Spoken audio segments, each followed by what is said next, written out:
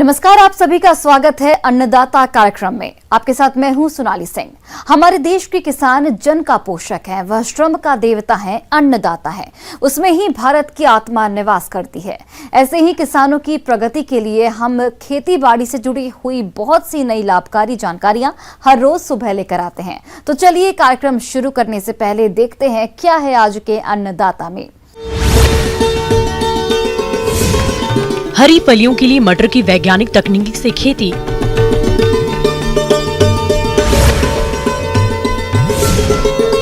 Aloe vera की खेती से किसान होंगे मालामाल।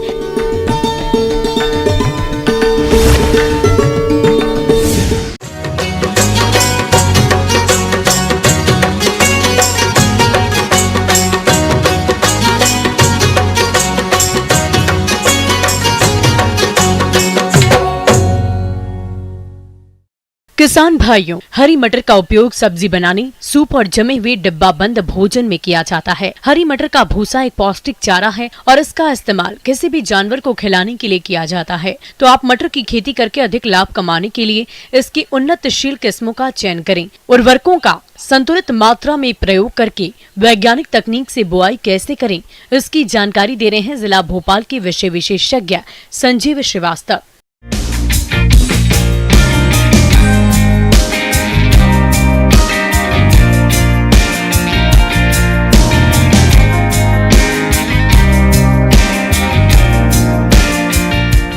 अच्छी कमाई के हिसाब से आज मैं आपके साथ जिस विषय पर बात करना चाह रहा हूँ वो है मटर।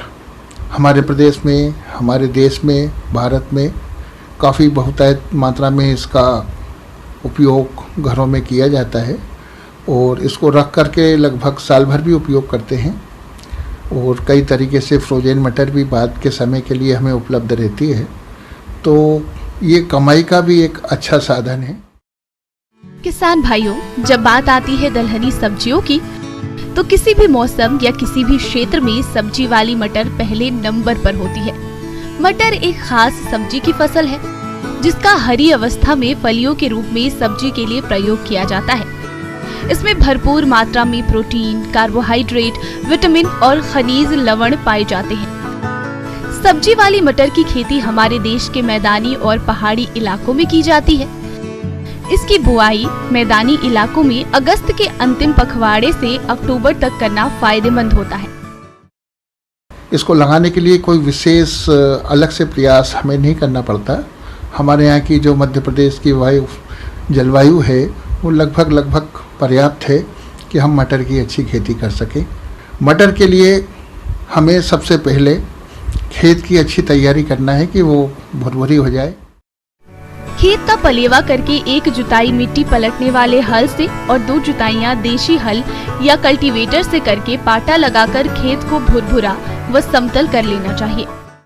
जहाँ तक फर्टिलाइजर्स का सवाल है उस पर भी अपन थोड़ा सा विचार रखते हैं, आपको बताते हैं। फार्म यार्ड मैन्योर जो गोबर की खाद है 20 टन प्रति हेक्टेयर के हिसाब से आप उपयोग कर सकते हैं।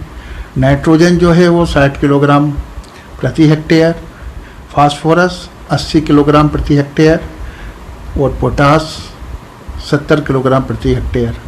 पोटास का उपयोग ज़रूर करें, इससे आपके बीज काफ़ी अच्छे पैदा होते हैं, टेस्टी होते हैं, बोल्ड होते हैं, इससे आपको कीमत अच्छी मिलती है। जिसमें यूरिया की 20 किलोग्राम और अन्य खाद उर्वरकों की पूरी मात्रा बुआई के समय दें और शेष बची यूरिया की 25 किलोग्राम मात्रा का प्रयोग आप 25 से 30 दिन की खड़ी फसल में करें। बुआई के लिए जो हमारे यहाँ वैरायटी है प्रदेश के लिए जो स्पेशली रिकमेंडेड है, विकास है, प्रकाश रिकमेंडेड वैरायटी है। कुछ पॉपुलर वैरायटियाँ हैं जो हमारे किसान भाई लगाते आ रहे हैं और लगातार अच्छी कमाई की है, उन्होंने उपज अच्छी प्राप्त करी है। उसमें बोनविले है, ऊटी है, आरकल है, आज़ाद है, ऐसी बहुत सी वैरायटियाँ हैं जो बहुत पॉपुलर हैं, हमारे किसानों के बीच में लोकप्रिय हैं।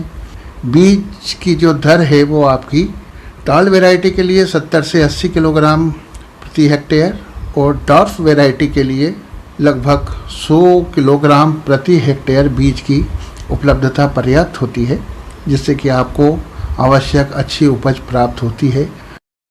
बीज को रोगों से बचाने के लिए कार्बेंडाजिम दवा 2 ग्राम से प्रति किलोग्राम बीज को उपचारित करें। इसके बाद 200 ग्राम राइजोबियम कल्चर के एक पैकेट से 10 किलोग्राम बीज को उपचारित करके बीजों की बुआई करें। और जहाँ तक डिस्टेंस का सवाल है कि इसको अपन को कितनी दूरी पे लगाना चाहिए, कितना गहरा लगाना चाहिए, जैसे लाइन टू लाइन और प्लांट टू प्लांट जो दूरी होना चाहिए, यहाँ तक टाल वेराइटी है उसके लिए सबसे बढ़िया है कि आप 30 सेंटीमीटर से 45 सेंटीमीटर तक लाइन से लाइन की दूरी रखें। 5 से 10 सेंटीमीटर अपन प्लांट टू प्लांट कर सकते हैं। डॉर्फ वेराइटी जो है वो 22.5 सेंटीमीटर है, 10 सेंटीमीटर के हिसाब से आप खेत में बो सकते हैं। गहराई तो आप जानते हैं कि 4-5 सेंटीमीटर पर्याप्त होती है। इसको लाइन में बोएं जिससे आप सीड ड्रिल का उपयोग कर सकते हैं और सीधी लाइन में इसको बो सकते हैं।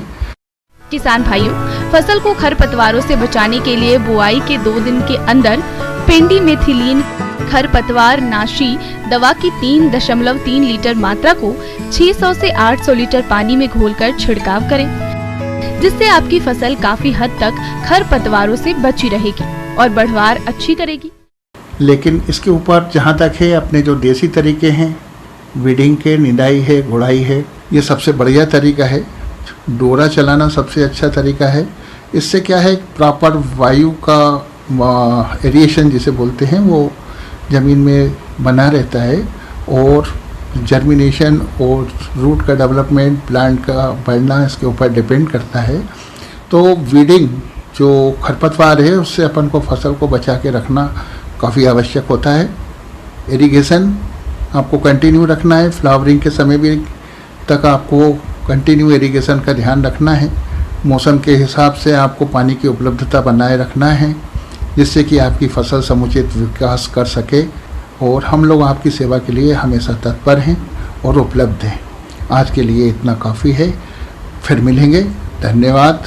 किसान भाइयों, अब लेते हैं एक छोटा सा ब्रेक।